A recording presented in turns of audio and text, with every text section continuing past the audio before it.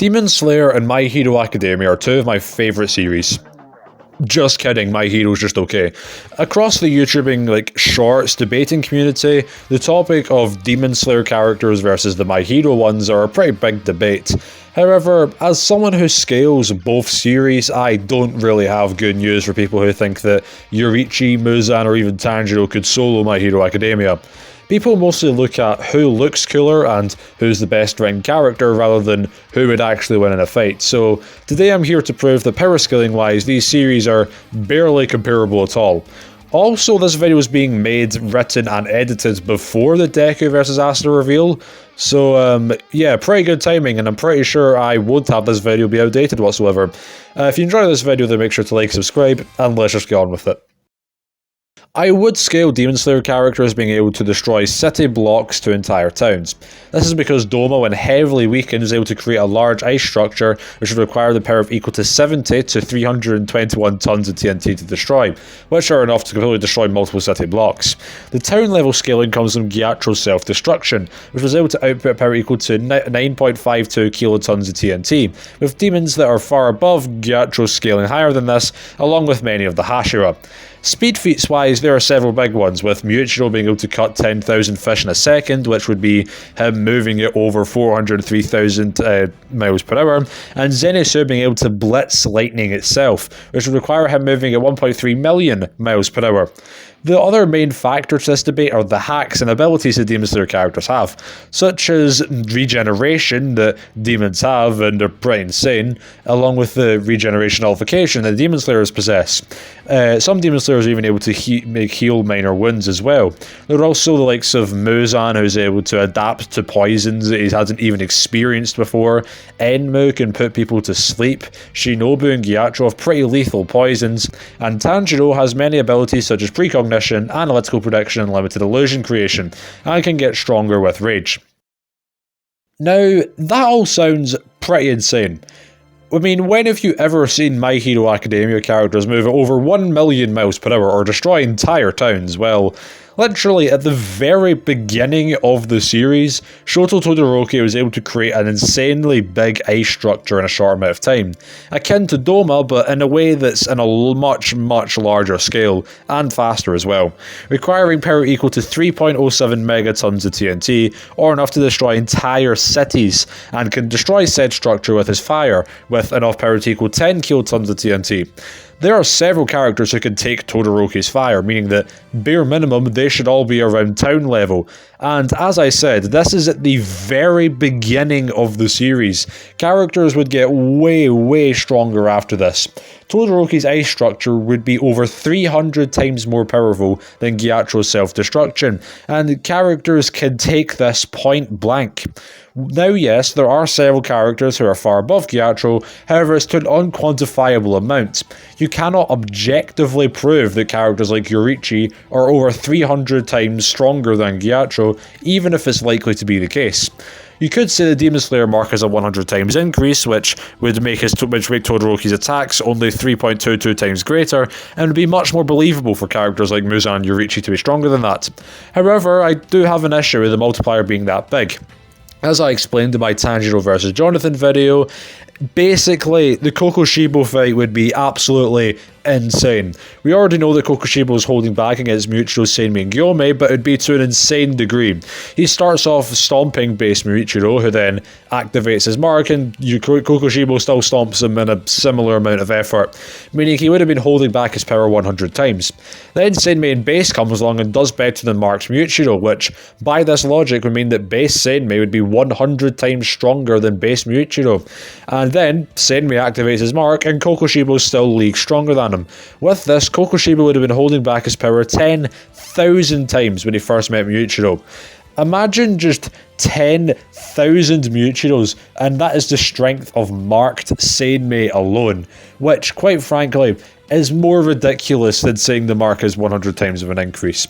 Remember when the fastest characters in Demon Slayer, Zenitsu, could move at over 1 million miles per hour? Well, even in Class 1A, characters like Oyama could fire off beams of light, yes, it's stated to be light, from his stomach, and even the Invisible Girl, someone often memed to be incredibly weak, is able to react to it and bend it. The speed of light would be over 481 times faster. Let me repeat. The fastest characters in Demon Slayer would be almost 500 times slower than the weakest in My Hero Academia. Yeah, Demon Slayer characters are going to struggle a lot. We haven't even gotten to the powerful characters in My Hero Academia, such as All Might when he was weakened, being able to create a storm with a single punch, being able to equal the power of 735 gigatons of TNT in order to accomplish such a feat, or enough to destroy large islands. Even if we say that Yoriichi is 100,000 times stronger than Gyatro, he would still be over 700 times weaker than All Might. This is a weakened All Might too, by the way. Not to mention the amount of characters that scale to this. Firstly, the USJ Nomu was able to take several punches from the same weakened All Might, and Hood was stated stronger than that. Endeavor was also able to vaporize Hood as well. Todoroki was stated to have fire on par with Endeavor and could fight Dabi. Gigantomachia was stated far stronger than Endeavor, and Ijiro Kirishima could take a single attack from Gigantomachia. All For One was able to fight toe-to-toe with a weakened All Might, and All For One possessed Shigaraki, stated to be as strong as All Might in his prime. Deku could even go toe-to-toe with him and even start beating him down. Star and Stripes could also damage Shigaraki. Overhaul, when fused with several people, could take a few punches from 100% Deku. Drugged Wolfram could overpower All Might. Lady Nagant could damage Deku, and Nine could fight both 100% Deku and Bakugo. This isn't even to mention that Shigaraki himself is as strong as All Might in his prime. In his prime, All Might would have defeated the USJ Nomu in 60 times less punches. If we equate this to 60 times of an increase of power, then Prime All Might would be able to output the equivalent of 44.1 teratons of TNT, or enough to destroy entire countries. If Yoriichi is literally 1 million times stronger than Gyatro, then Prime All Might, Prime All For One, current Shigaraki and Deku would still be over 4.6 thousand times stronger. My Hero also has a ton of hacks too. Star and Stripes being able to place laws on people and literally stop their heart instantaneously, Shigaraki and Nomu having insane regeneration, Yaoyorozu being able to create anything of her will, Shigaraki and Overhaul being able to reduce people to atoms just by touching them, Stain can paralyze people in place just by licking their blood, and Toga can replicate the powers of people that she intakes. Shinzo can also brainwash and mind control people, and Lemillion can literally just turn intangible on command. Hell, Wolfram can manipulate metal and could just remove all of Demon Slayer's weapons. Not to mention that even the slowest characters would be, hundreds of times faster than the Demon Slayer characters, meaning that it wouldn't really even be needed, meaning that, yeah, the Demon Slayer characters are pretty screwed. Let's go over some counter-arguments I've seen for My Hero winning. They are not light speed. Despite the fact I have literally just proven that Oyama's beams are literally light, there is more evidence besides that. Tokoyami has a shadow-based ability. Lemillion moves through quantum tunneling. Star and Stripes can catch lasers, and Shigaraki can combine radio waves into his attacks, all of which move at the speed of light. Stain could beat Todoroki, Deku, and IIDA individually, so clearly all the Demon Slayer characters would too. I do not get this. Just because they both use swords and prioritize speed, they're not comparable in the slightest. No, that's not how logic works. By this logic, Archie Sonic would be comparable to Sabito. It doesn't work like that when comparing different verses. One of My Hero heroes uses a gun. Guns only move at 1.8 thousand miles per hour on average, so they would be much slower. I dedicated an entire video to this already, but I'll briefly explain here. Lady Nagant and Snipes guns are not the same as actual guns, as they are quirk related. Tell me what fire and ice you know that's able to destroy entire cities in one go. Not to mention that Deku can avoid point blank bullets effortlessly at 5% of his power. What about the Uppermoons being able to topple mountains? Firstly, this could literally just be a saying. Secondly, we don't know how big the mountains are or how quickly they did them.